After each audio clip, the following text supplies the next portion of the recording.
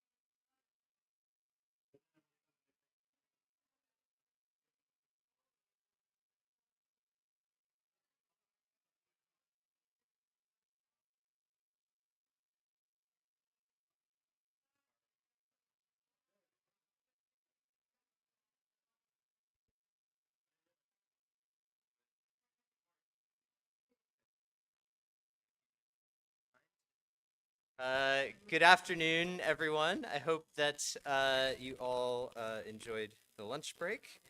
So we're going into our last session of formal papers, which is entitled Future Directions in Bioarchaeology. And we are going to start with Frédérique VALENTIN and LÉAL-TAMARII, LÉAL-TAMARII, on bone, people, and diseases in pre-European Marquesas Islands. J'espère que lui, il n'est pas en train de crever non plus.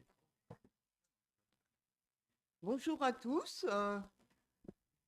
Je vois que vous êtes nombreux, que le repas et le vin blanc et rouge ne vous a pas complètement tué. Merci donc d'être là pour écouter cette présentation qui traitera d'ossements humains. En effet, l'étude des ossements humains, crânes et squelettes post-crâniens de la dune de A à Wauka, île Marquise, revêt une importance particulière car les hypothèses formulées, si nous arrivons à les vérifier, apporteront un nouvel éclairage sur l'état de santé des populations habitant l'archipel à l'époque pré-européenne. Des sépultures et des restes humains ont été découverts lors de travaux archéologiques ou de restauration de monuments sur 4 des 14 îles composant l'archipel. 8 sites principaux listés sur cette diapositive sont connus. D'autres restes peu nombreux ont également été retrouvés lors de sondages dans d'autres sites et notamment dans les fouilles de Melinda Allen. Nous nous intéresserons ici plus précisément aux restes humains découverts par Emmanuel Vigneron en 1984 sur le site de Année. Les restes humains et sépultures sont découverts dans des contextes différents. Ici, je vous montre ceux mis au jour dans une fosse silo du Toa de Teipokanukuiva. Dans ces contextes de sites cérémoniels, seules certaines parties du squelette sont généralement retrouvées. Nous interprétons l'ensemble illustré à droite comme étant le résultat d'un geste de protection d'éléments importants constitutifs des pratiques religieuses pré-européennes réalisées à un moment où les crânes étaient enlevés pour alimenter les collections des musées occidentaux. D'autre part, d'autres restes, comme ceux du Marae Ipona à Ivaoa, qui ont été étudiés par Émilie Pérez, ces restes correspondraient plutôt à des sacrifices. Dans d'autres sites, les archéologues ont mis au jour des sépultures dans des contextes domestiques, comme ceux découverts sur le site de Atuatua à Nukuiva par Robert Suggs à la fin des années 50. Des inhumations primaires, fléchies ou étendues, ont été observées sur ce site, mais la forme funéraire la plus fréquente semble avoir été l'inhumation secondaire en fagot. Les crânes associés aux mandibules étaient souvent enterrés séparément. Les 2 incisives centrales supérieures étaient, d'après Suggs, retirées pour permettre le passage d'une cordelette utilisée pour attacher les mandibules aux blocs crânio-faciaux, formant ainsi des crânes trophées. Dans d'autres cas, les sépultures sont interstratifiées avec d'autres structures, telles que des pavages, et sont fossilisées dans la dune. C'est le cas notamment sur le site de Maniena, à Wauka, où les archéologues ont découvert non seulement 39 sépultures humaines, mais aussi 11 sépultures de cochons et 2 sépultures de chiens.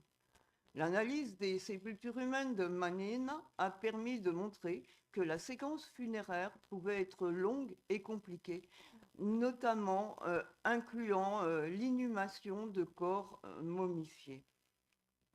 Le site de Année à Wauka est sans doute celui qui a livré le plus de sépultures, une 50aine au total. Elles ont été découvertes au cours de 3 programmes qui sont listés sur cette diapositive.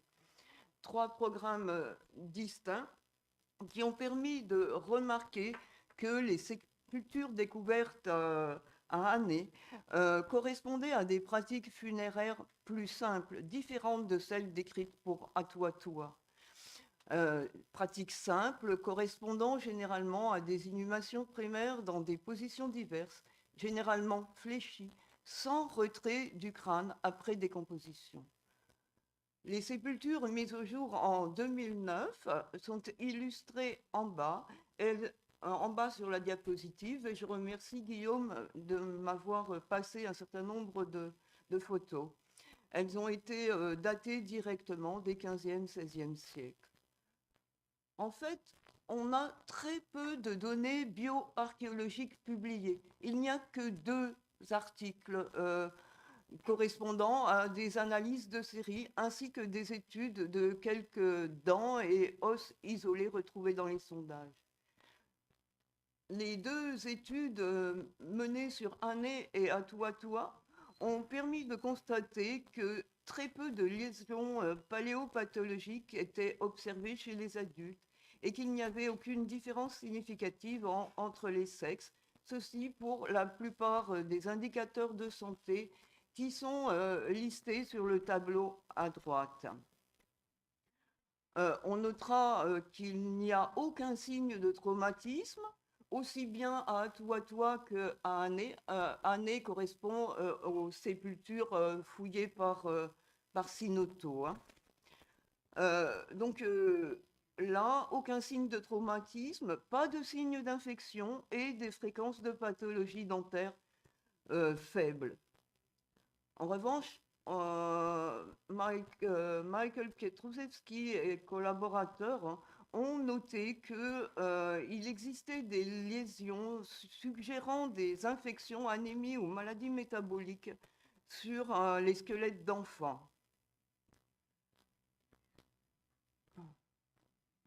« 13 sépultures ainsi que des restes humains remaniés ont été mis au jour par Emmanuel Vigneron à Année lors d'une fouille de sauvetage en 1984, fouille de sauvetage menée en raison de dommages causés au site par des pluies torrentielles.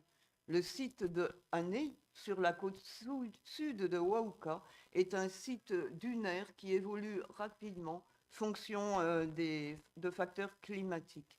Les sépultures mises au jour par Vigneron présentent les mêmes caractéristiques que celles découvertes lors des autres fouilles, mais pour le moment, elles n'ont pas encore fait l'objet de datation. Les restes osseux sont jusqu'à présent conservés dans les réserves de la Direction de la culture et du patrimoine de Polynésie française, où nous avons pu les examiner. Parmi ces 13 sépultures, 12 ont livré des squelettes adultes, masculins et féminins, dont 5 présentaient des éléments crâniens. Dans sa thèse, Vigneron signalait l'état de délabrement des dents et de leur tissu de soutien de l'os alvéolaire, donc, dont l'analyse va nous intéresser plus spécifiquement aujourd'hui. Pour cette présentation, nous allons nous concentrer sur un aspect particulier, les pertes dentaires antémortem, qui sont remarquablement nombreuses sur les individus découverts par Vigneron, alors que d'après Pietrusewski, leur fréquence est modérée sur les individus de Année découverts par Sinoto, ainsi que sur ceux de Atuatua. Tous les individus de notre série présentent des pertes dentaires antémortem.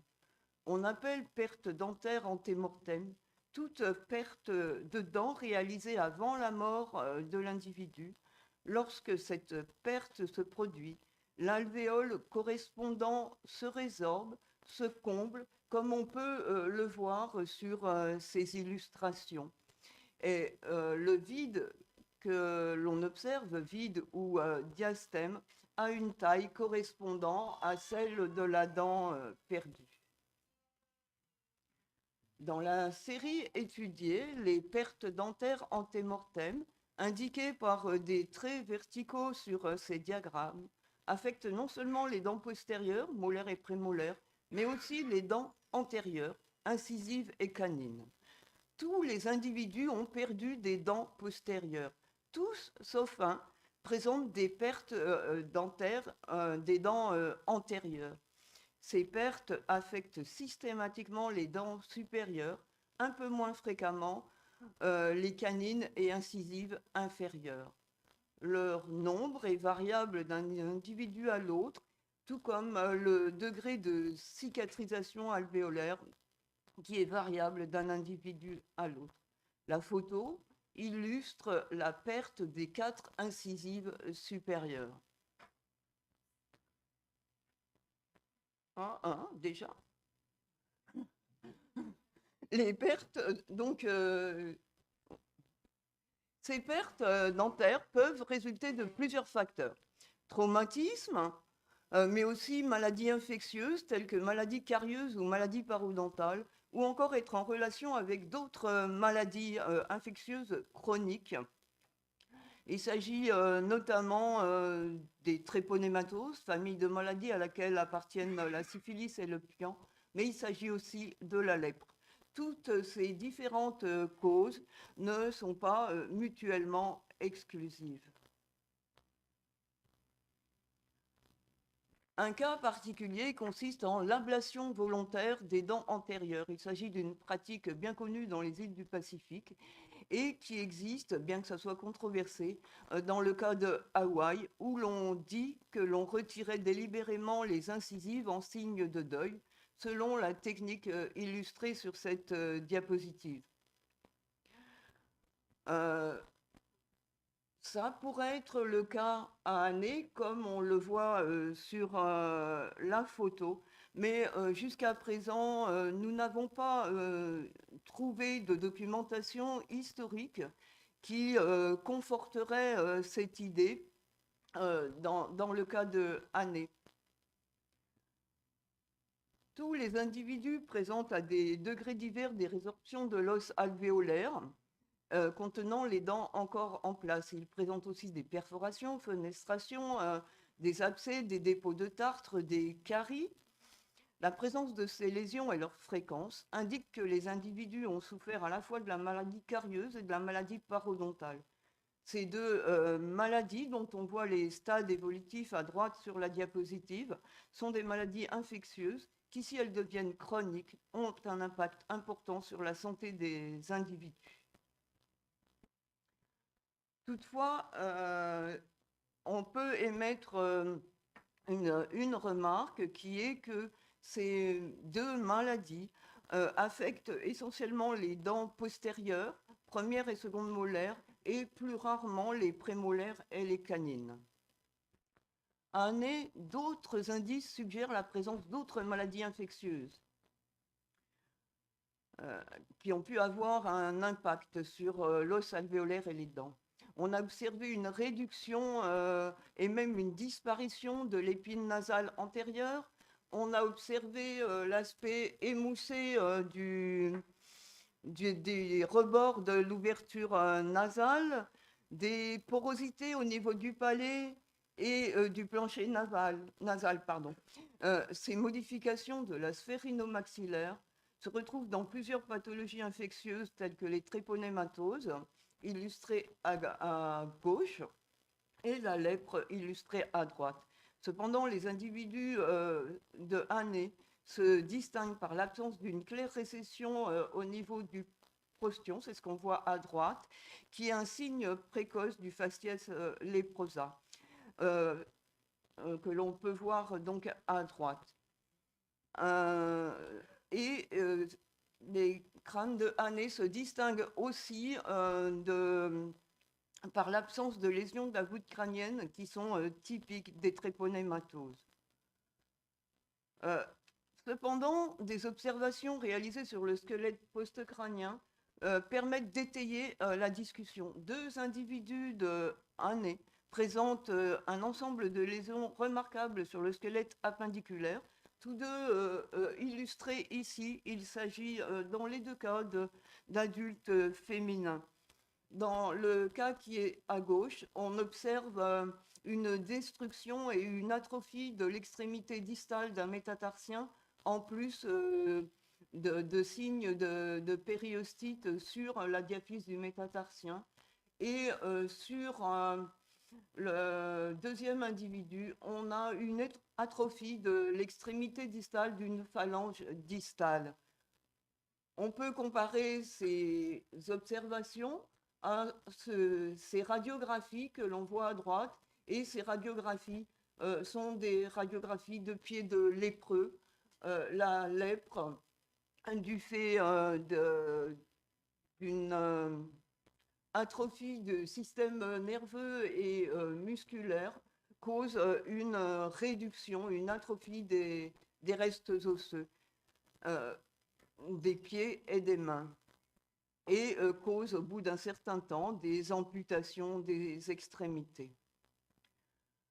Donc là, je pense qu'on a un petit faisceau de faits qui nous laisse suspecter la présence de lèpre à nez sur ces individus qui, pour le moment, ne sont pas encore datés. Mais ce que l'on sait, c'est qu'il existe un autre cas de lèpre à Manina qui est daté du XVe siècle.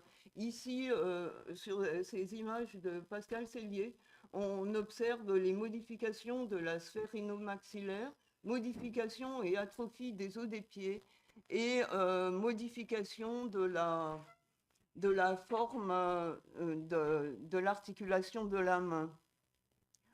Nous allons donc continuer l'étude et en particulier tenter, grâce au projet Génonésia que Cosimo, POSTH et Étienne Patin vont présenter tout à l'heure, nous allons essayer de développer un volet spécifique sur ces collections pour essayer de voir si l'on peut retrouver les bactéries responsables des maladies infectieuses dont ces individus ont pu souffrir. Merci de votre attention.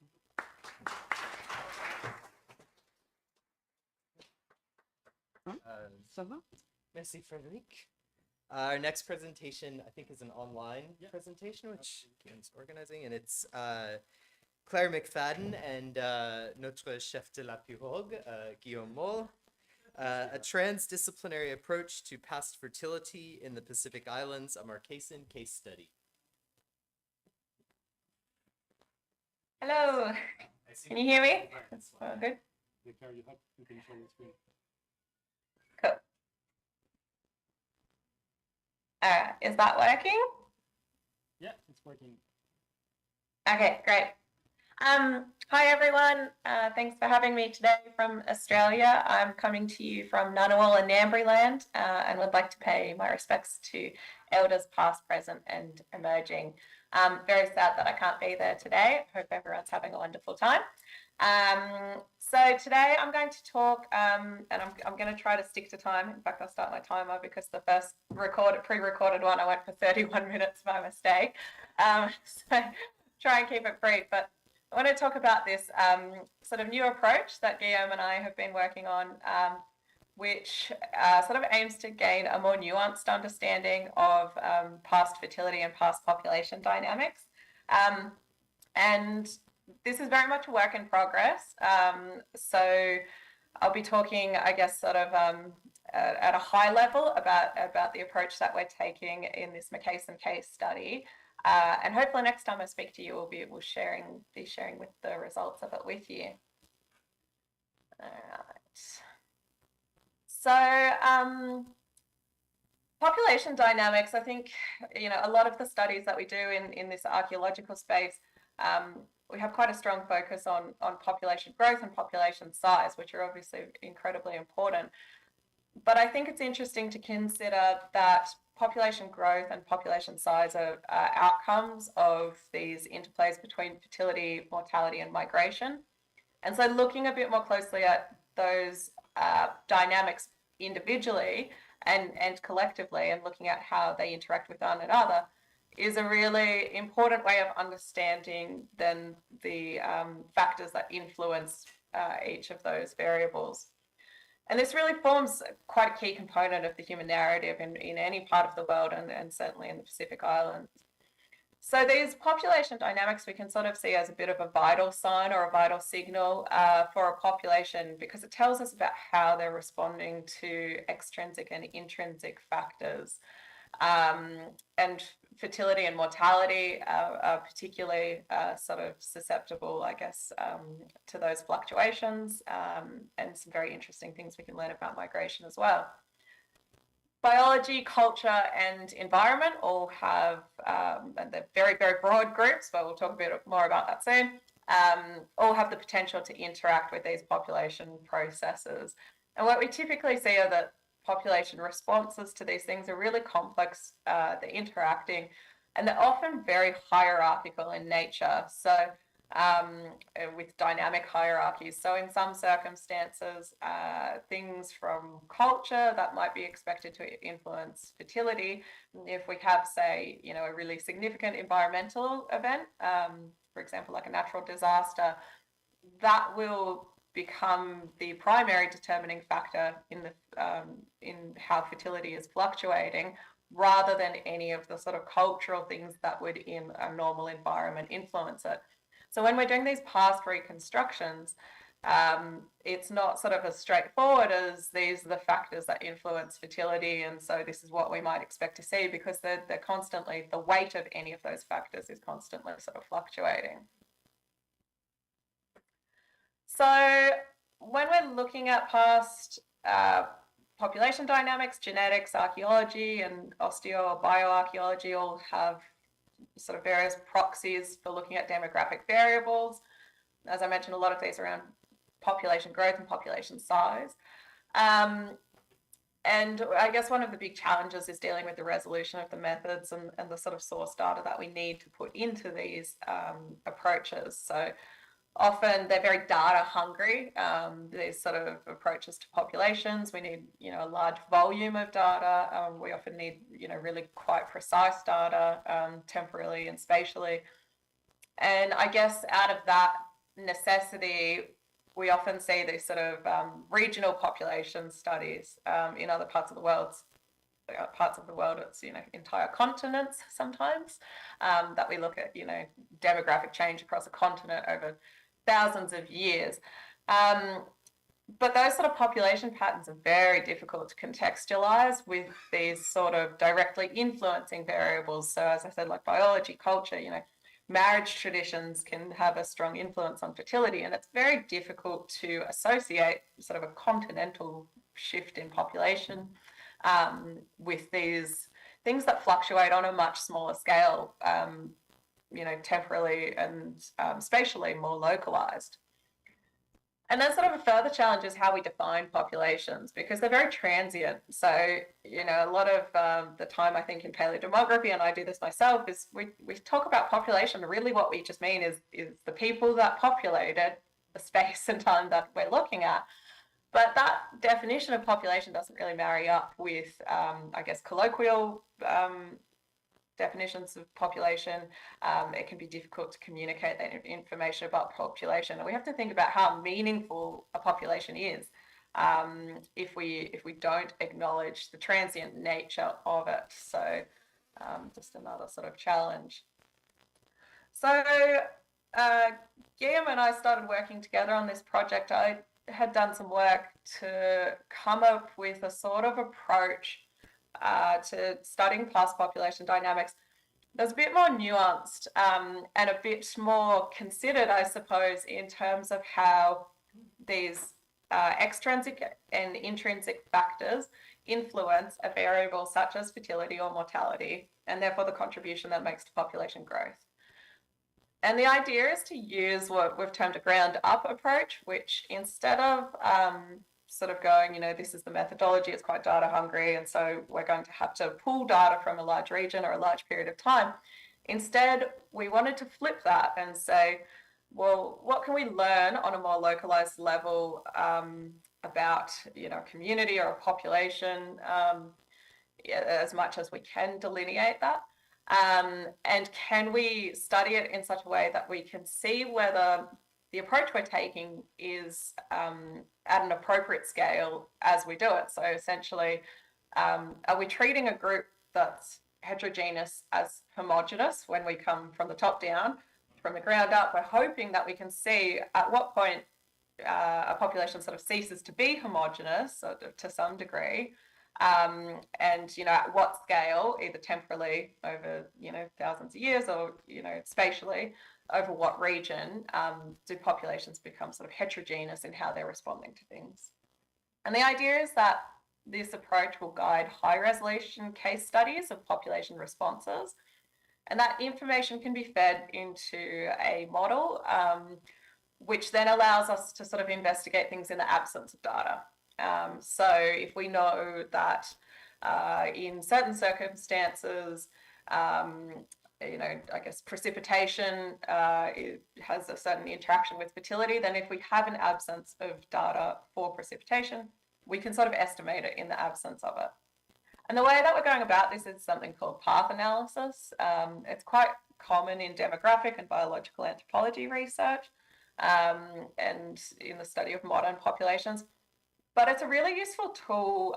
It's a bit of like mind mapping, I suppose. It's sort of a really useful tool for thinking very logically about how we expect. So say at one end we've got fertility, and I'll show a diagram of this in a moment. One end we might have fertility, and at the other end, the classic thing that comes up in paleodemography is the transition to agriculture in much of the world. So we go, you know, we've got transition to agriculture, we've got higher fertility, but how do we actually get there? And it forces that sort of thinking of what are the pathways? Is there just one pathway, or are there multiple pathways? It doesn't necessarily have to be as linear, that relationship. It can be complex. So this path analysis really accommodates these sorts of things quite well. So what Guillaume and I are currently in the process of doing is applying this sort of method to the Marquesas Islands, you know, over the history, pre-European contact of about 800 years.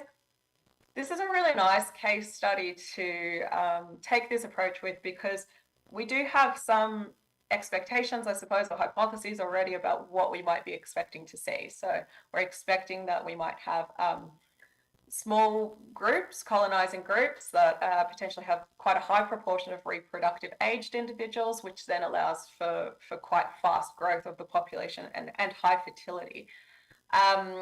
There's also a noted period of expansion and subsequent population growth in this period, 1300 to 1600 AD. So it gives us something again to sort of look for in this. Now, this is the diagram that I mentioned. I'm going to have to, this always happens, I always get to this point and then I have to condense the remaining part of the talk. So fertility over here, which we estimate through various proxies. In my case, I do a lot of proxy estimates using bioarchaeological sources, but there are other options for this. These factors in the middle here are typically unobservable. These are usually latent variables that we just don't have any sort of proxy for, we don't have any information for. But they are important in this pathway in getting to fertility. So coming to this sort of first or last column, depending on how you look at it, something like energetic resources, it doesn't directly influence fertility. What it does is it influences age at menarche, reproductive function, and potentially as well some sociocultural factors too. So it has this path that it travels through to influence fertility. And mapping this out is really, really great in terms of thinking about what goes through which pathways, and as you can see, a lot of factors, you know, usually influence a single pathway. And then we can go through and say, okay, well, these things that we know influence fertility through a certain pathway, what can we look at in the archaeological record or the historical record, or even linguistics, various sort of transdisciplinary approaches to obtaining some idea of what these things look like. And so, you know, an example, energetic stress is known to affect ovarian function and therefore reproductive capacity and fertility. So we can look at energetic stress as what sort of subsistence strategies people were involved in, what sort of activities they were involved in, and also skeletal markers of stress.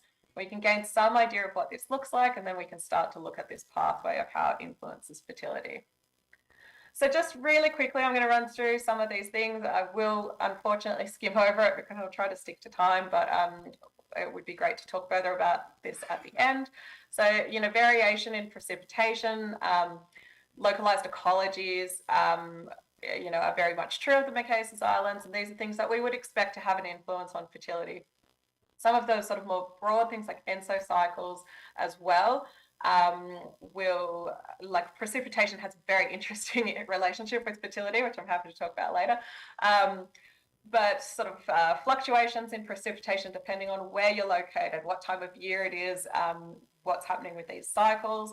And then, of course, these can all culminate in bigger events such as flooding and mudslide, which we may be interested in terms of natural disasters. Likewise with tsunamis, these all have quite a strong influence on fertility. Subsistence as well. Thank you. Subsistence as well, we have, you know, diverse resources. Typically, sort of whether you have a marine or terrestrial diet will not have a strong influence. But what we're really interested in is this labour intensiveness of these activities. So if they're very labour intensive, it will have a significant effect on ovarian function. And severe droughts also have a suppressive effect. Health and disease is a really fascinating area. There's obviously some osteological evidence into health in the Marquesas Islands, but there's also these sort of linguistic approaches that look at the antiquity of certain diseases and treatments. So quite a very transdisciplinary way of looking at this. And then sociocultural factors, you know, things like conflict and warfare, as well as, you know, sexual behaviours, marriage traditions. It's sort of this piecing together of all the information that we can from archaeology, ethnography, some of these historical sources as well, and understanding how these things interact. The proxies for population size and growth in this region, Guillaume has done some work in these domestic units and sleeping houses and the expected number of individuals that correspond to sort of the size and layout of those.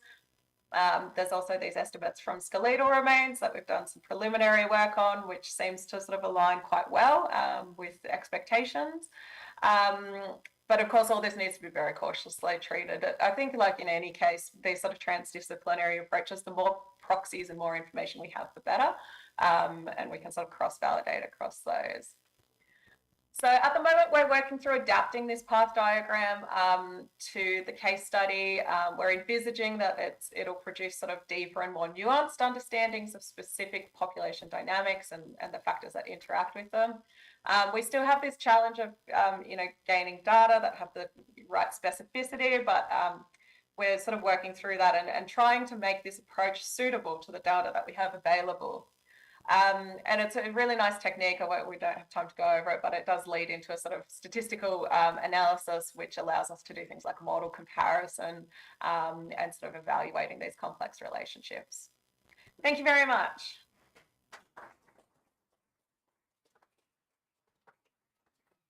Thank you, Claire.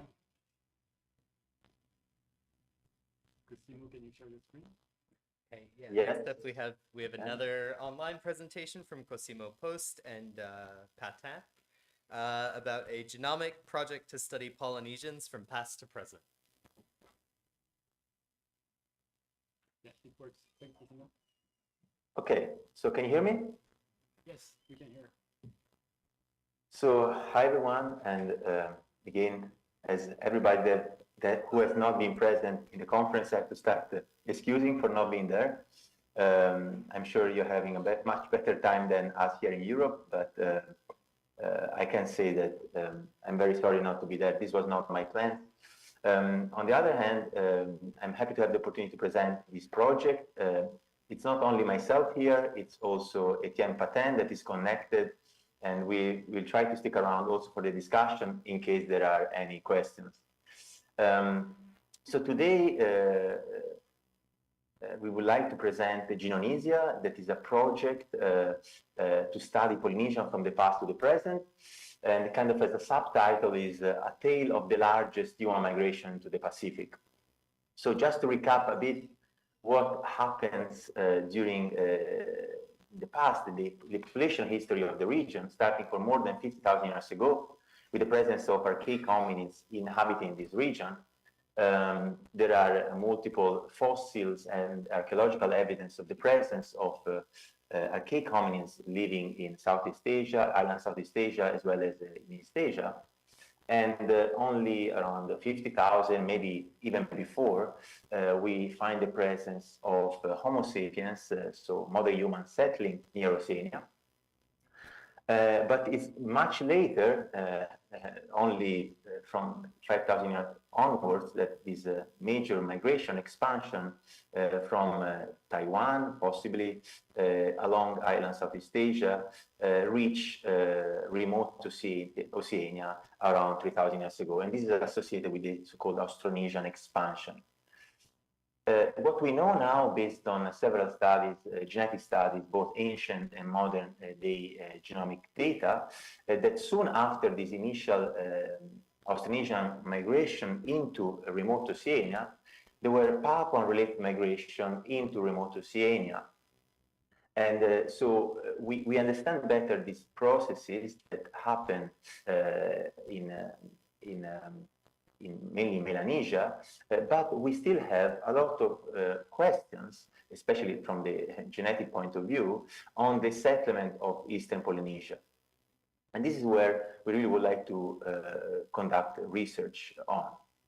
I would like to start showing briefly a study that I co-led in 2018 entitled Language Continuity Despite Population Replacement in Remote Oceania. And in this study, what we did together with many collaborators is to assemble present-day genomic data from individuals living both in near and remote Oceania, and compare that to ancient genomes, ancient genome-wide data, mainly deriving from Vanuatu and Tonga. But interestingly, we also obtain genome-wide data from 3 individuals from French Polynesia, in particular from the very famous Tapatuatea Mare. Sorry for butchering the name, I'm practicing. As you know very well from previous presentation, this is a monumental complex on Raiatea Island in the Society Archipelago. And what we know is that when you see the principal component analysis, you can clearly see that ancient Polynesians are falling in close proximity to present-day Polynesian as well as Polynesian outliers, but they are not overlapping. Moreover, when we try to model genetic ancestry of these 3 individuals, ancient individuals, they are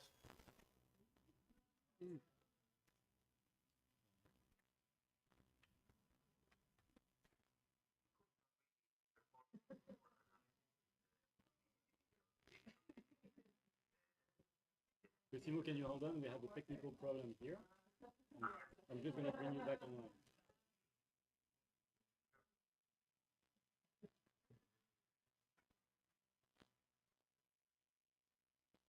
Okay, maybe 30 seconds back. Sure. Can you hear us? Yes, I can hear you. Okay, yeah, I think we lost about 30 seconds. Sorry about that. Okay. Can you hear me now? Yeah, it's all good. Okay, I was showing off with my study from 2018, but it's kind of important here to show that we were able to obtain genomic data from the site of Tapatuatea Mare. I hope this time I pronounced it better than before. And these individuals, these 3 individuals, fall in the PCA space in close proximity to Polynesians, present-day Polynesians, as well as Polynesian outliers. But as you can see here, they are not completely overlapping. And when we model the genomic ancestry of these individuals, they kind of can be modeled as a mixture between Austronesian and Papuan ancestry, as the vast majority of population in remote Oceania, but we couldn't really perform more in detail analysis due to the limited amount of data that we had available at that time. Can you still hear me, Eric? Yes. Or Jan? Okay, thanks. Okay, great. Let's show now the new pilot data that we have generated in the meantime, after the paper was published, where we screen 30 human remains from Society, Tuamotu, and the Marquesas archipelagos. They are here marked with dots in the map on the left-hand side. And we perform also a series of direct radiocarbon dates of those individuals. And as you can see here, they span roughly between 1300 and 1800 AD or CE. And if we look at which of these 30 individuals provided usable genetic data, just a bit more than 50%, so 16 out of 30, show enough DNA preservation for continuing with genome-wide analysis. If we split these individuals based on different anatomical elements, we got a 50% success rate analyzing teeth, a 100% success rate working with the petrous bone, so the petrous portion of the temporal bone, that is the bone of the skull, whereas other skeletal elements, bone elements other than the petrous, perform much worse, so much worse DNA preservation.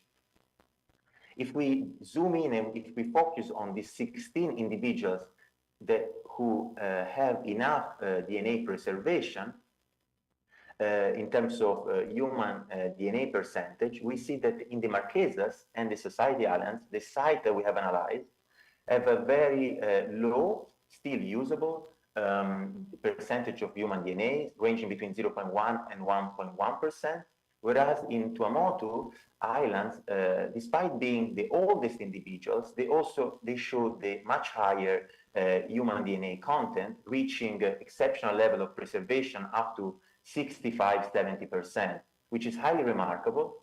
But I have to stress the fact that all these individuals from Tuamotu are deriving from petrous bones. So it's likely that if we will analyze petrous bone also from other sites, we will potentially obtain also a good DNA preservation. But we, of course, need to test it. At the same time, we have also generated, the French team coordinated by PATIN have obtained access to present-day Polynesian DNA from all 5 archipelagos. They're marked here, the sites with red circles on the map on the left-hand side. And they generated low coverage genome-wide data, so whole genomes at a low coverage of 8x for 100 individuals from Tuamotu archipelago. And if you can see here in the plot on the right-hand side, in these unpublished preliminary results suggest that the heterozygosity, so the genetic diversity of this population, is relatively low, probably due to strong genetic drift. But what is observable also is a very variable level of heterozygosity, probably due to recent European admixture. The plan is to continue this work and generate whole genome sequencing data from present-day individuals, in particular from 128 present-day Polynesian at a much higher coverage, reaching 30x, and including, importantly, 88 individuals from French Polynesia that were previously collected as part of the Matarea project. And the idea is to combine this present-day Polynesian data with genomes from individuals from Taiwan, the Philippines, near and remote Oceania, including, of course, Polynesian outliers, and as well as Europe and South America. So the project has the goal to work on 4 highly interconnected aims. We plan to generate whole genome sequencing from both ancient and modern individuals, possibly from the same islands, or at least from the same archipelago. And the first aim is to uncover the diverse origin of Polynesian population and answer questions like, are Polynesian descendant from population related to contemporary East Asian, Papuans, Europeans, and Native Americans? So in this preliminary admixture analysis that Etienne has conducted, you can see that the present-day DNA pilot data show a strong genetic distinctiveness of Eastern Polynesian. As you can see here, with this light blue color on the right-hand side. And the objective of this aim is to explore directly the timing of the settlement of Polynesia by prehistoric populations like Native Americans, and also unveil or reveal later contacts with other continental ancestry like East Asian, Europeans, and Papuans, and so forth. You have 4 more minutes. Yes. So the second aim is to reconstruct the settlement sequence of Polynesia and beyond, answer questions like when did Polynesians separate from each other and what are the genetic origin of Polynesian outliers. Here the idea is that accounting of the diverse origin of Polynesians, we want to know how they relate to each other in space and time, and to unfold the history of population movement within the region. We aim to integrate these findings with archaeological and linguistic data to evaluate the role of migration in the transition to new cultures. And particularly, we want to challenge this model of pearls on a chain from one island to the other, proposed in previous studies from Ioannidis et al., which we think has several problematic aspects that we can discuss maybe in the discussion. The third aim is to infer the effective number of ancestors who settled Polynesian islands and answer were Polynesian islands peopled by small or large groups, and was the long pause that we observed between the settlement of Western Polynesia and Eastern Polynesia a period of population growth or collapse. And we plan in this case to use state-of-the-art methods like the one illustrated here in the figure to estimate the historical size of Polynesian population and test whether their ancestors experienced demographic contraction during or after the settlement. For example, due to long sea voyaging, the presence of famine due to various climatic, sociopolitical, and economic factors, and also investigate the presence of pandemics before and after European settlement. Finally, the last goal is to search for evidence of human genetic adaptation to the Pacific environment and answer questions like, do natural selection or genetic drift explain the genetic and phenotypic distinctiveness of Polynesians? And in this case, of course, comparing ancient and modern genome, we plan to search the genetic variants that have changed rapidly in frequency since the initial settlement of Polynesia. Okay, here this is the team in France and in Germany. The two principal investigators at the time is me and Etienne PATIN, myself leading the Archaeophylogenetic Lab in Tübingen, and Etienne together with Luis Quintana Murci leading the Human Evolutionary Genetic Labs in Paris. We both have assembled 6 members of each lab that are working or are planning to work on this exciting project. And we have also established important collaboration, in particular with archaeology and physical anthropology collaborators. For example, Frédérique VALENTIN and A just spoke just 2 talks before me. Eric CONTE, LÉAL-TAMARII, as well as MOLLE, that of course all of you know. But also we have established collaboration with linguists like Alexandre François and Jacques Vernodon, and importantly also with the head of the vector-borne infectious disease lab, Van Mai Kaolormo, which provided access together with their team to present-day DNA from Polynesians. So last slide, what are the outlook for Genonesian project? What we want to do is, of course, continue the interaction with collaboration partners and potentially extend to more collaboration partners to run this project, with a specific focus on expanding the research on archaeology, anthropology, linguistics, and potentially also history, on top, of course, of the biology background that we have already defined with Etienne. We want to continue several initiatives for engagement with local community in close contact with our collaboration partner. And the goal is to submit an NRDFG grant proposal by March next year. And in the meantime, also potentially expand the archaeological collection and test DNA preservation in different locations, in different regions. I would like to thank here the Max Planck Institute for Evolutionary Anthropology, in particular Johannes Krause, Catherine Nägele, and Adam Powell, for working with me on the generation on the pilot data on ancient DNA Polynesia that I show you today. And of course, a big thank to the organizer of the CIRAP International Conference and all of you for your attention.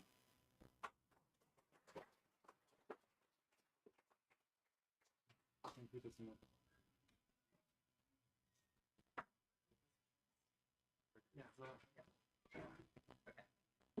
Next up is going to be Laura WEYRICH and a cast of thousands to talk about using ancient oral microbes to track human migrations across the Pacific Islands.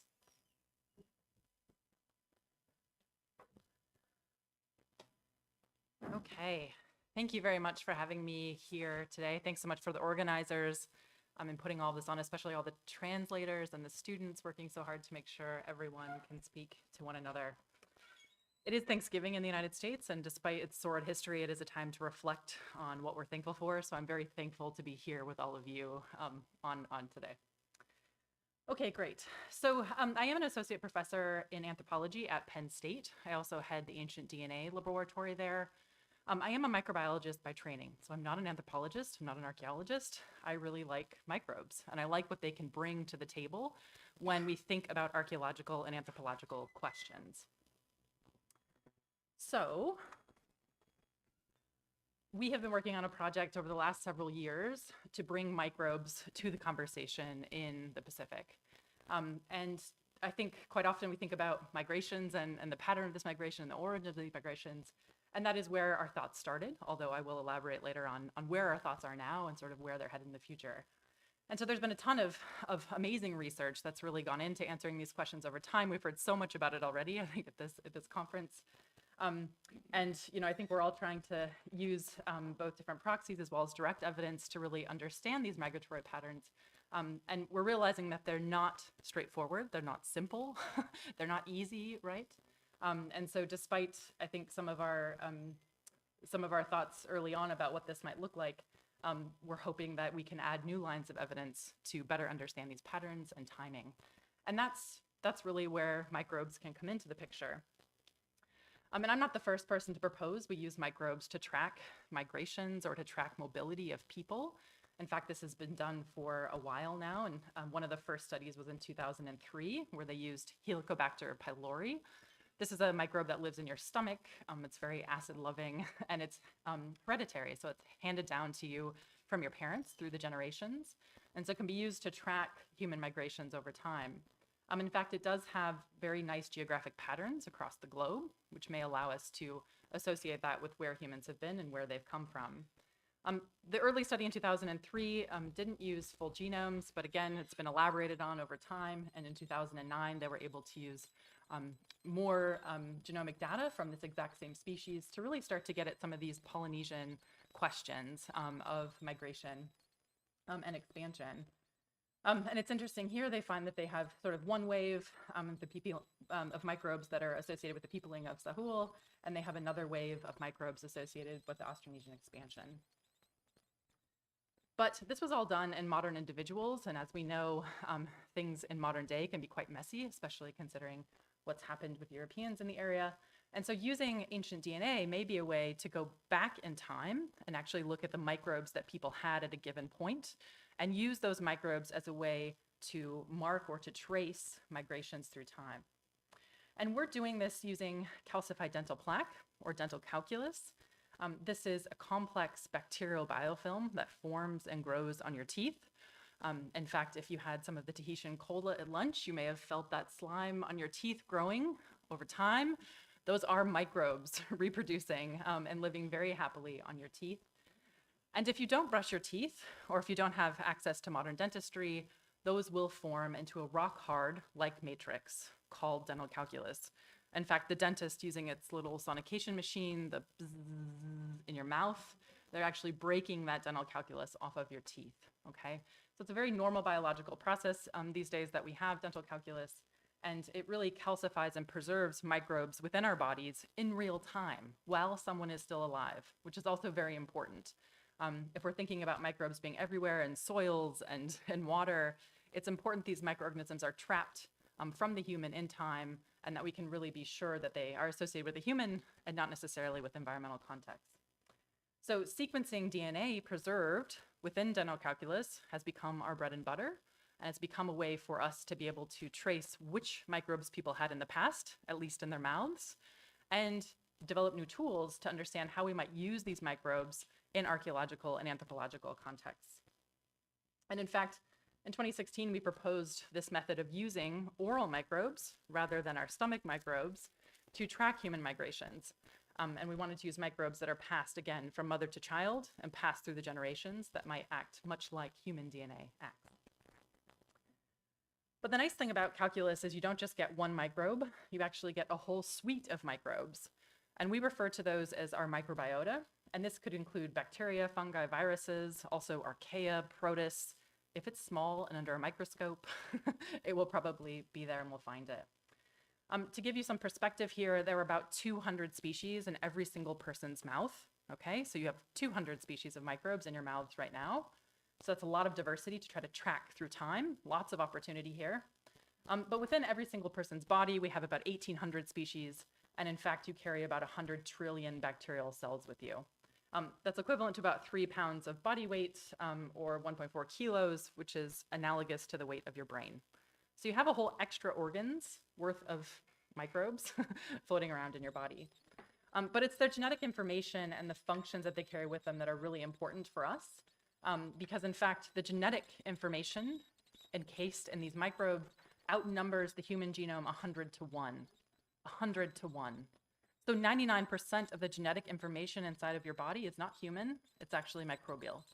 So if we want to understand how humans have come to be, where they've been, how they're adapting to unique environments, we have to understand the other 99% of the DNA within the human body. And the wonderful part about these microbes is they change, they are altered in some states. Some of them are changed and altered, some of them are directly inherited. And so we can use them to also understand a lot about our diet, a lot about our environmental context, and a lot about health and disease. So very, very useful data indeed.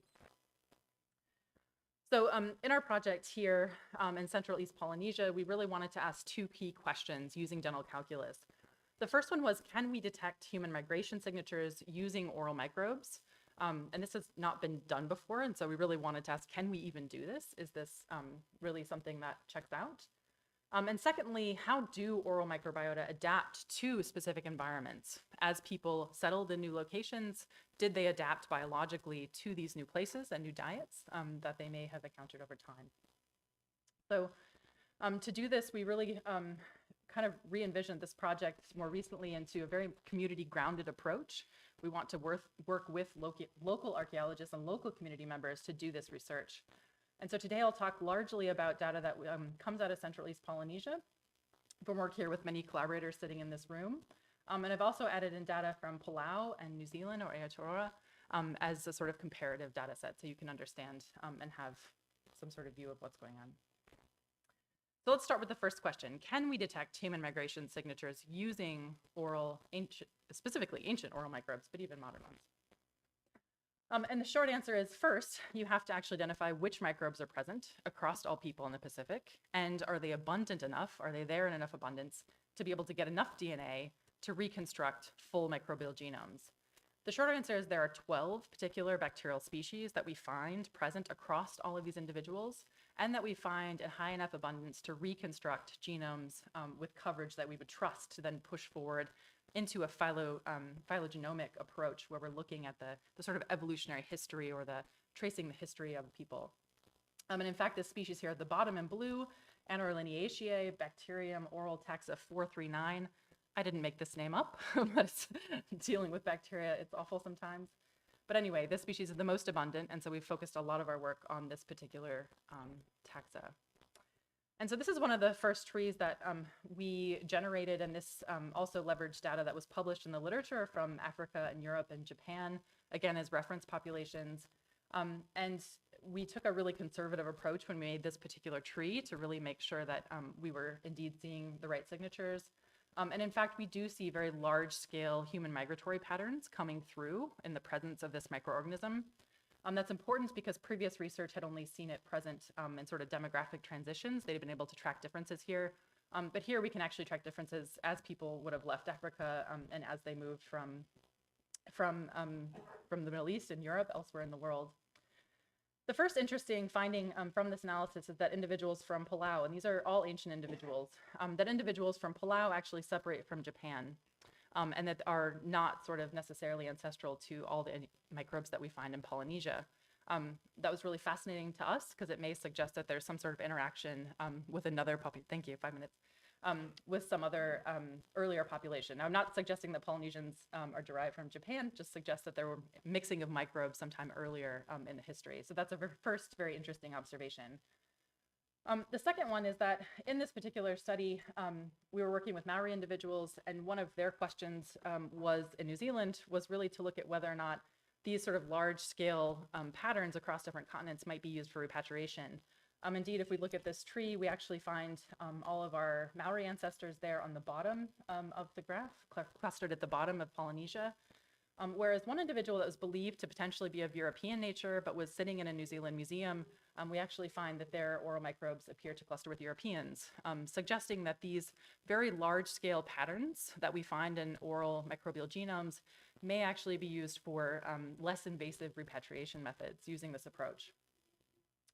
And last but not least, to talk about what's going on in Central East Polynesia, we really see a mixture of these signatures. We don't sort of see something that's directly linear, which is probably no surprise considering much of the research that we heard about on day one. We do see that samples from across different archipelagos in this area are largely mixed. So there is no specific sort of linear signal that we're seeing. And this would be indicative of cultures or people in continued contact and continued sort of either trade networks or other interactions. So lots to continue to explore here, and I'm happy to discuss this further, but it's very wonderful to sort of see this mixture of signatures happening here in Polynesia, which we don't see necessarily elsewhere in the world.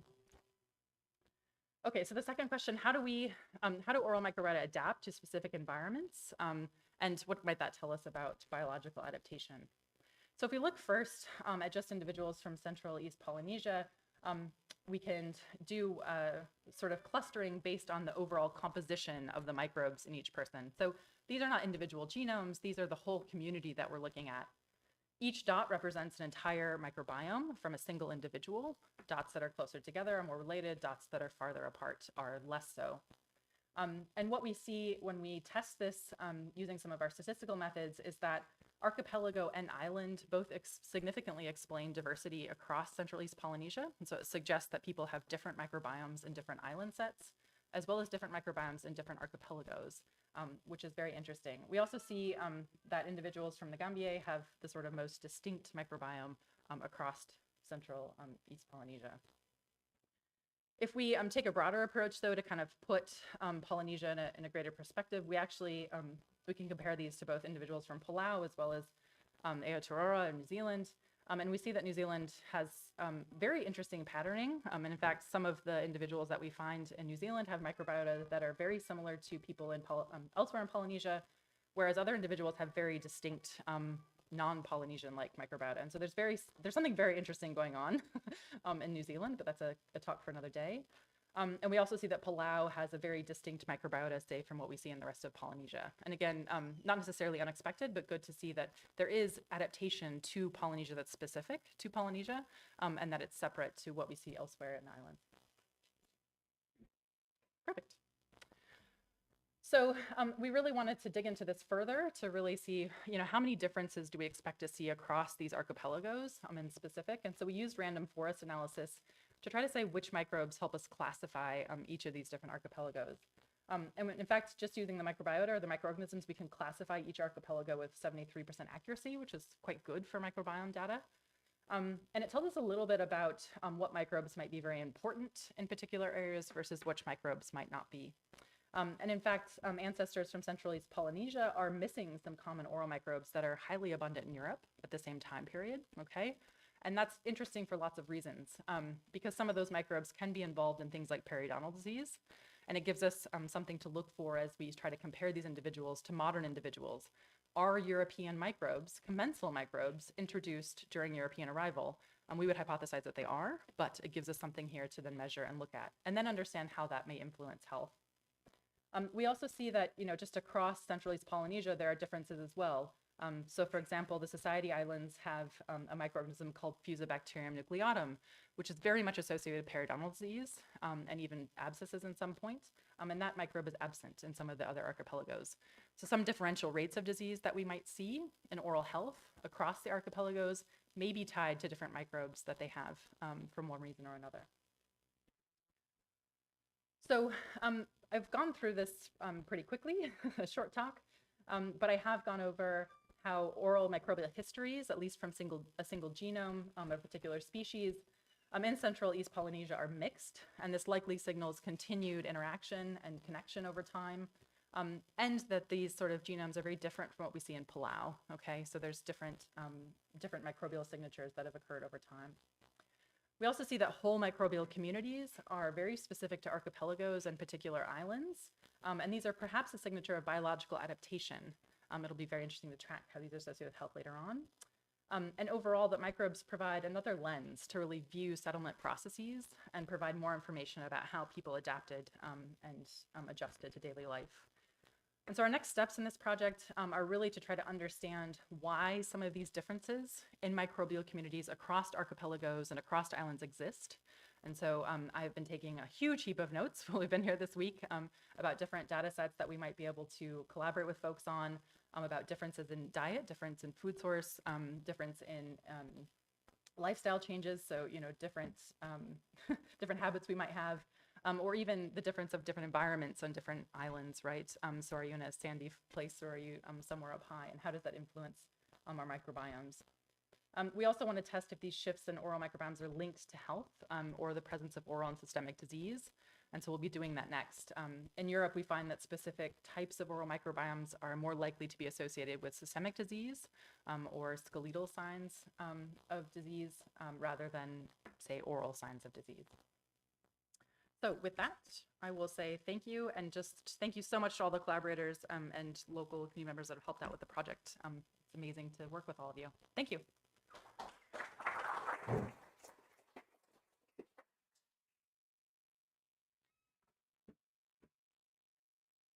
Last but not least will be Lisa MATISOO-SMITH and colleagues talking about the past, present, and future of commensal approaches in Pacific prehistory.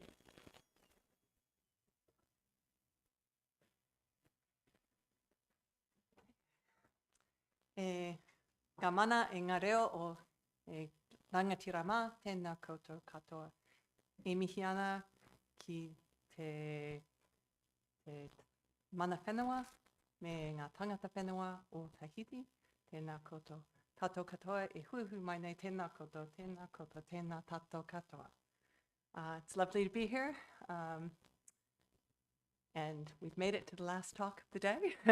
It's been particularly nice to get together with people after such a long time when we couldn't get together face to face. So I thank the organizers of this meeting and look forward to the discussions that I hope we will continue to have over the next day or so. It's also particularly nice for me to be here in Tahiti, as it's almost exactly 29 years to the day that I first came here to do my field work, my first outside of Aotearoa field work, trapping rats throughout the island, throughout Tahiti, Raiatea, Huahine, and Wahuka, where I met Eric. And we talked about this crazy rat woman who was looking at rat DNA. So that was November in 1993. And it was in 1994 that I published the first paper kind of describing the use, the development of the commensal model and looking at mitochondrial DNA variation and Radix excellens as a proxy for tracking the movement of the waka, initially through Polynesia, but as the years have progressed, we've expanded that approach. So the Kiore, or Rattus excellens, Iore, is the most widely dispersed of the commensal animals in the Pacific. It is found in the earliest archaeological deposits, and most importantly, I think, as Catherine spoke on the first day, the fact that it does not interbreed with the European introduced rats. So the rats that we find on the islands today are the descendants of those that were introduced by the first colonists, and we've now been able to see this in both the modern data and comparison with the early archaeological remains of Kiore. So that first study, which was really my PhD research, looked specifically at extant populations of Rattus excellens from throughout Polynesia, and we identified two interaction spheres. Keep an eye on the time. With a central Hawaii zone that incorporated the Society Islands and the Southern Cook Islands. So we had the southern interaction zone where we saw evidence of multiple introductions of rats from this zone to Aotearoa, with the Kermadec Islands acting as a stepping stone, with what appeared to be a kind of single introduction to the Chatham Islands. And then we had a northern interaction sphere that incorporated the Marquesas, Hawaii, and this Hawaii zone and the societies and cooks. We then, with the development of methodologies, found that we could extend the model further into the Pacific using both extant, living, recently killed rats, but also ancient DNA and DNA from museum collections. And so we extended the sampling across the Pacific into near Oceania to try to understand and address the question about the origins of the Lapita rats, for example, and up into island Southeast Asia. And we found three very distinct haplogroups, very clearly defined biogeographically. Group one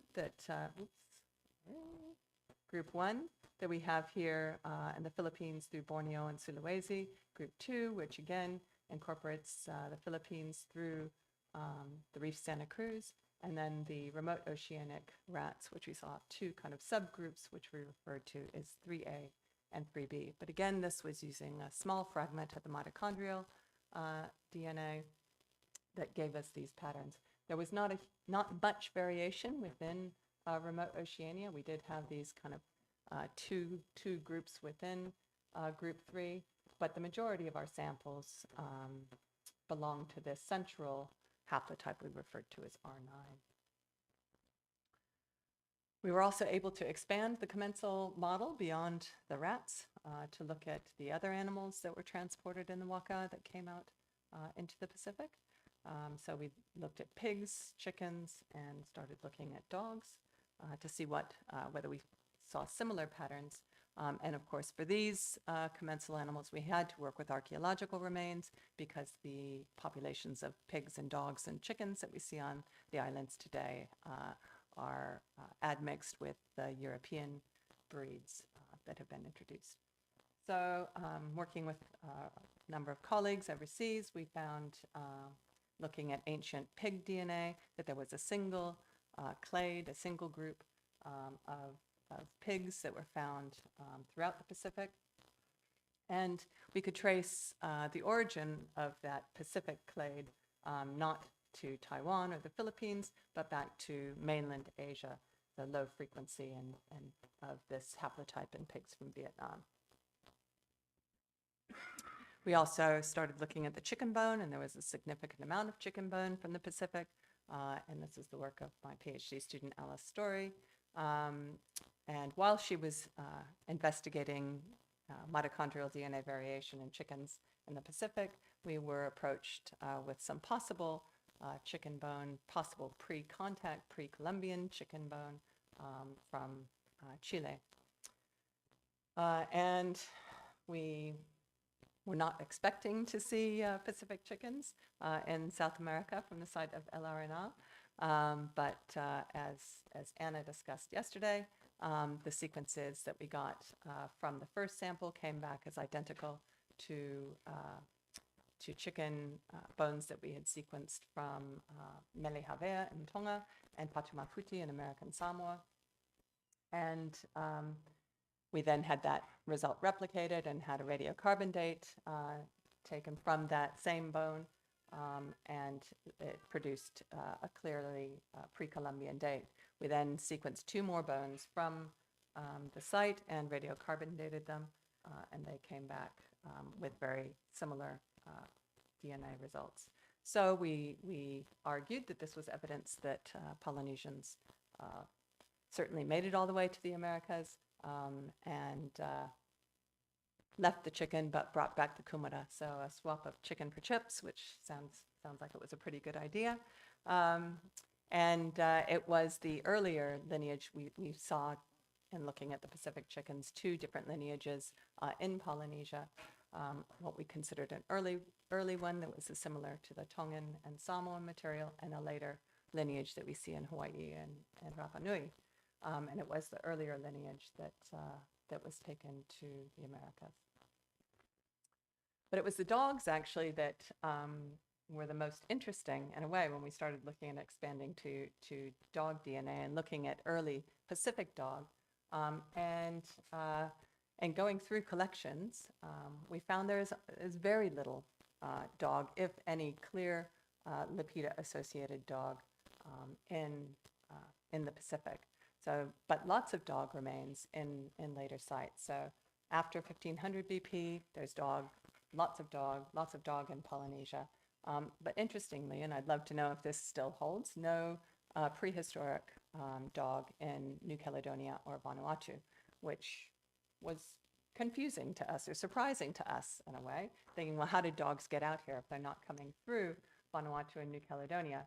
And this is when David Addison and I, an archaeologist who's working on Samoa, American Samoa, proposed our crazy idea that maybe there was kind of, going back to Te Rangihiroa, another movement of people that were not passing exclusively through Micronesia, but were visible in their movement through Micronesia because the islands had not, many of the islands had not yet been settled. And this was information that we were pretty excited to see via Bill Ayres, who was showing us these maps about the final sea level drop about 2000 BP. This was the picture, 5 minutes. At 3000 BP, and then at 2000 BP, all of the atolls are exposed.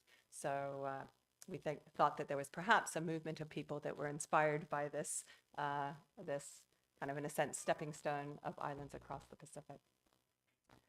And interestingly, when we proposed that in 2010, lots of people told us we were crazy, and we said we don't know what's going on, but here's just a possible explanation of a kind of multiple migrations through the Pacific. And this is a paper from 2020 modeling using human genome data, whole genome sequencing of over almost 1,200 people. This is a paper that Ethan was involved with that shows a kind of slow population growth and then a rapid increase in population growth at about 1,000 years ago, followed by a population crash with the introduction of European diseases. So this fits with the possibility of another population migration out. We've also been working within New Zealand, sampling Maori and Pacific peoples in Aotearoa, and we started finding that there were clear differences between East Polynesian and West Polynesian human genomes. This is using an Ancestry 750K ancestry chip data. But East Polynesians, Maori and Cook Islands, clearly different from West Polynesians, Samoan, Tongans, and Niueans. And when we compared our data from both modern and ancient New Zealand samples to the data that had been generated by Cosimo and Skoglund and Hujishoff and so forth, you can see that here are the East Polynesians Here are the West Polynesians in red and the Polynesian outliers in pink here. The Lepida crania from Teuma and Tonga are just there. So we see distinct variation there. When we continue to look at dog mitogenomes, complete mitogenomes from ancient dogs and modern dingoes and New Guinea singing dogs, this is the work of Karen Gregg and colleagues, we find, again, complete mitogenome, a single haplogroup of dogs in remote Oceania. We see them coming in late. This is a Taurama puppy from New Guinea, and in the Torres Strait Islands. But interestingly, there are dogs coming down from Taiwan into New Guinea singing dogs and dingoes trace back to ancient dogs from Taiwan. And then we have another lineage, the B lineage of dogs from Taiwan that we're also finding along the south coast in New Guinea, and yet another dog lineage in Timor. So things are really complicated with dogs, but late dogs coming out into Polynesia and remote Oceania. So the patterns that we're seeing consistently, 2 introductions of rats coming out into remote Pacific, multiple introductions of dogs, but only one of those comes out into the remote Pacific, and that is sometime after 1500 BP. We still see 2 introductions of chickens. So there are key questions that are identified through this combination of commensal data. What's happening with pre-Lepida interactions in island Southeast Asia and near Oceania? What about the Lepida, those Lepida results from Teuma? Where are those canoes coming from? We've got late Lepida and post-Lepida arrivals in near and remote Oceania. What's going on at 1500 BP? What's causing the East-West Polynesian differences that we're seeing in humans? What's the relationship between the Polynesian outliers and East and West Polynesia? And some of the islands like the Phoenix and Lion Islands. We've actually got some rats. We were hoping to have that data this week, but we had a problem with the sequencing run. We're also interested in looking at variation within Polynesia and site or archipelago specific questions. So we're getting some of these interesting results with the chicken results that Anna spoke about, where we have these 2 groups of chickens with early Tongan chickens with Yap and Chook, and also coming into Hawaii, and then these other introductions into East Polynesia. And similarly with the rats, we got some very exciting results that are 2 completely different groups of rats within East Polynesia, the societies Aotearoa, Cook Islands, Mangareva, Marquesan, but also the Marquesan samples down here with Rapa Nui, and then we've got the Rekohu, or the Chatham Islands, Kiore, ancient and modern, off here on their own. So we're very interested to see where those Kiore are coming from. Very keen on looking at the Austral Islands and getting some more samples from French Polynesia. But some other interesting things, what's going on here with Rotuma.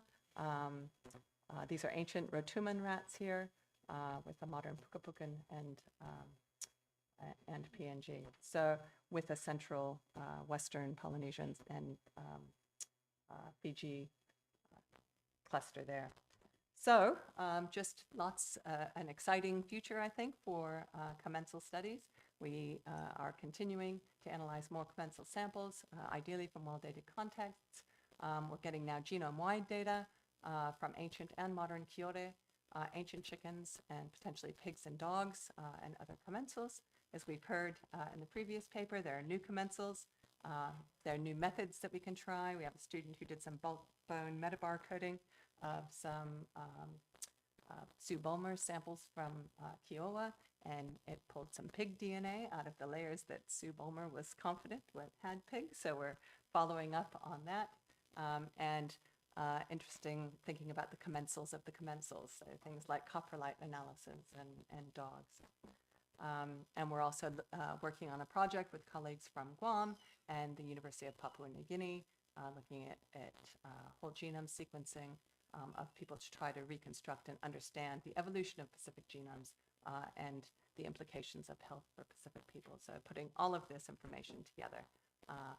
Just like to acknowledge funding and institutional support, all of the archaeologists who have provided us with samples, many of you here already, the communities who have collaborated with us, and Maruroa for everything and the support we've had with our translators and everybody to make this conference possible. Thank you.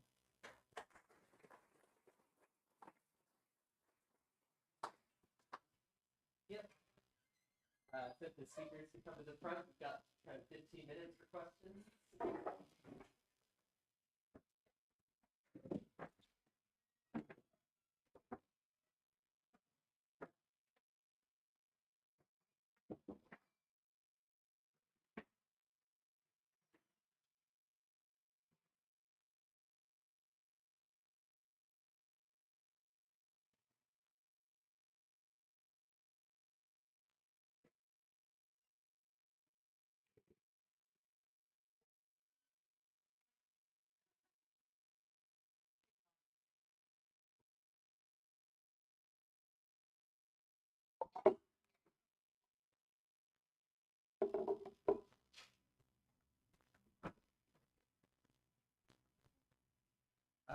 Questions for either speakers online or speakers who are here? Oui, merci. J'ai une question pour Frédérique Valentin. Par rapport à ce squelette de Wauka qui aurait peut-être des signes de lèpre, qu'est-ce qu'on peut faire comme analyse à partir de maintenant pour préciser le diagnostic? Et est-ce que tu aurais une idée, une possibilité de dater même approximativement ce squelette, possiblement lépreux? Merci. De année, oui, de Wauka.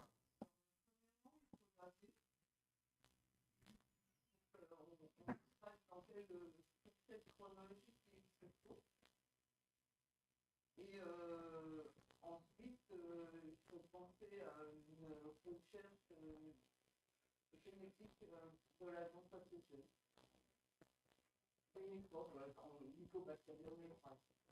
Est-ce que ça nécessite un prélèvement destructeur?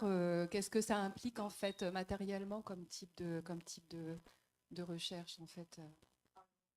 Moi, comme Laura l'a expliqué, ça peut être dans le tas. Tout ce type d'analyse est destructeur de toute façon. Hein. Qu'on prenne un morceau de tartre ou un morceau d'os ou une racine dedans, on est obligé de la détruire, de la passer dans la moulinette pour voir ce qu'il y a dedans. Mais la fraction détruite est réduite.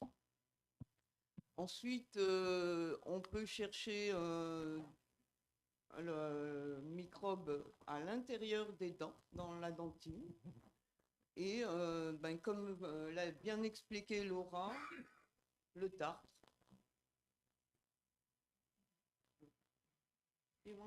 Merci.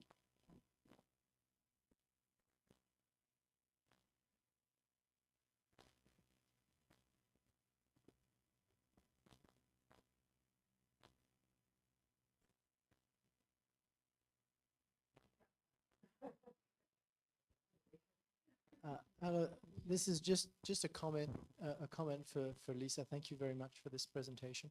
As far as I know, still no pig and still no dog in New Caledonian assemblages, and chicken only a couple of bones from the work of my PhD, which are probably the ones you mentioned and you're talking about. I'm unaware that there are other chicken bones ever uncovered in pre-European layers, either in New Caledonia. So yeah, pretty rare stuff. Voila. I have a comment too on the dog commensal stuff. I was just thinking about Patricia's paper and ecological competition between dogs and humans as one possible reason why you don't. There's those lacunae, those strange holes of dog in remote Oceania. Something to think about.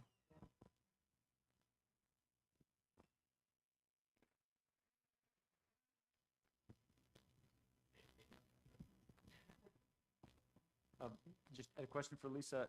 Wondering if there's any signal from the commensal species in South America, including rats. The species they traveled with, either accidentally or purposely, as more evidence of contact Is there evidence in South America of contact in the non-human? Is it say, you know, the chicken bones, and we're desperately keen to get some more chicken bone that we can use next-gen sequencing with. We've been trying. We've been talking with colleagues there to look at dog bone, particularly from around Chiloé, this in southern Chile, where they also have zone plank canoes. And I looked specifically, was going through museum collections looking for the possibility of rat. We've not found, we have processed some rats, but they're definitely not excellent. And the dog results that we've got, they're not Kuri, they're American, Native American dogs, but there's some interesting variation in dogs, which is telling us some interesting things about South American settlement. But, you know, we specifically had a project looking at Isla Mocha because it's an offshore island, and that's where we would expect to find any evidence. I don't think people would have settled on the mainland. They certainly would have potentially made contact, but if you think about Pacific settlement generally, it's going to be on an offshore island. It's going to be, yeah. So no, we're still looking, still keen to investigate that. Yeah. There's archaeological evidence as well that's quite interesting, but in terms of the commensals now. Yeah, this is for Frédérique.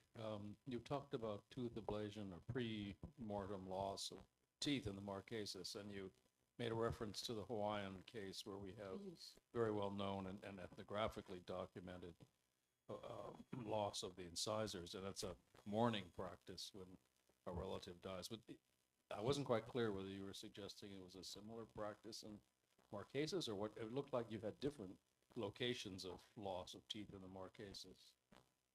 There is anterior teeth.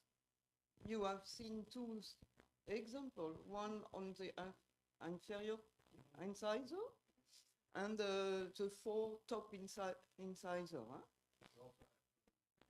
Yes, there is. I said there is multiple explanation for that. And all those explanations are not mutually exclusive.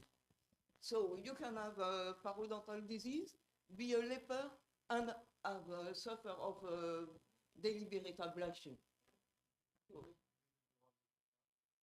Yes, this is the one down in the front.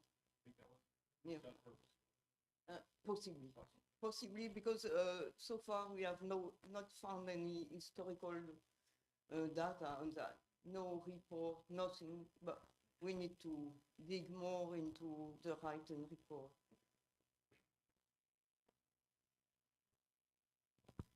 I think this is where dental calculus work can also start to help out in kind of combining some questions here, is that some of the microbes in calculus may provide more information about whether or not periodontal disease is a likely explanation, or they may provide information about, for example, whether or not someone has leprosy. There's a beautiful paper by Keolu Fox and others, and Ann Stone, sort of showing leprosy from calculus. So there's opportunities in there to kind of elaborate on a lot of the really awesome work that's been done, right, and provide these sort of additional explanatory information. Probably have time for one more question or comment, maybe two if they're fast. I just have one comment about leprosy. I think that pre-European leprosy in the Pacific is something that is a very important information and should come out more. Should be, I think, more made public, because there was a big leprosy, of course, problem in New Caledonia, for instance. There's a big exhibition next year that is organized by doctors around the story of leprosy in the archipelago. A lot of people have testified. This is a big meeting, and I was contacted by these people, and they're professional doctors, and they seemed astounded that there is evidence of pre-European leprosy in the Pacific. They really think it's a European imported disease, and well, they really seem baffled, and I don't know how to do it, but I think that's an information that should go out more. Oh, that's it. And you know, given where I did my PhD, it's actually a story that's kind of changed just in the last decade, where in 2008, 2009, most people would have said anything that looks like leprosy is probably treponemal disease, and now we know in fact that's not the case. So yeah.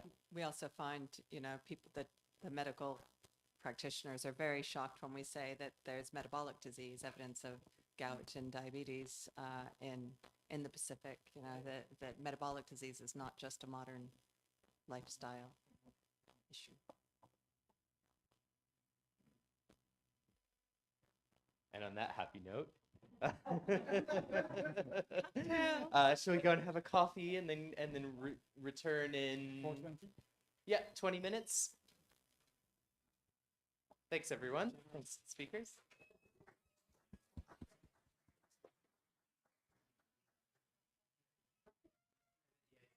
1 more hour.